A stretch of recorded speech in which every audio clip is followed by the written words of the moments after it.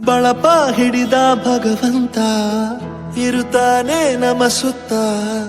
ಅವತಾರ ನಾನಾ ರೂಪವೋ ಹಣೆ ಬರಹ ತಿದ್ದಿ ಬರೆಯಲು ಕತ್ತಲೆಯಿಂದ ಬಂತ ನಮ್ಮ ಕೈಯ ಹಿಡಿಯುತ್ತ ಕರೆದೊಯ್ದ ಬೆಳಕು ತೋರಲು ಭಯವಾಗಿ ಗದರೋದು ನಮ್ಮ ಬೆಳೆಸಲು